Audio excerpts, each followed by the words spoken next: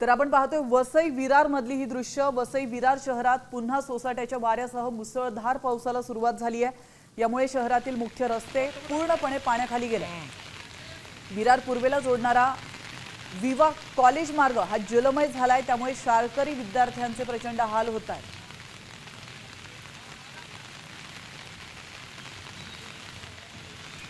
दरम्यान याच ठिकाणाहून आढावा घेतलाय आमचे प्रतिनिधी मनोज तांबे यांनी।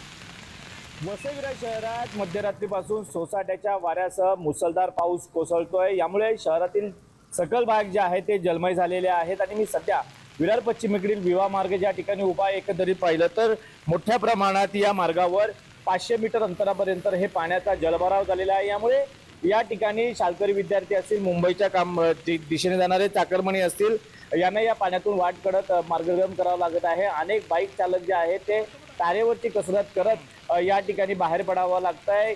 महत्त्वाची बाब म्हणजे वसई विरार शहर महानगरपालिकेचे जे घनकचरा विभागाचे कचरा संकलन करणारे जे कर्मचारी आहेत त्यांना देखील या साचलेल्या पाण्याचा फटका बसलेला आहे। या साचलेल्या पाण्यातून कचरा संकलन करत त्यांना ही कामं करावी लागत आहेत। महत्त्वाची बाब म्हणजे काल रात्रीपासूनच पावसाची धुवाधूर बॅटिंग सुरू होती, त्यामुळे शहरातील जे भाग जे आहेत ते पूर्णतः जलमय व्हायला सुरुवात झालेली आहे। मनोज तांबे, साम टीव्ही न्यूज, विरार। साम टीव्ही मी नेहमी पाहतो, त्यावर दाखवलेल्या बातम्या रिलेट करतात।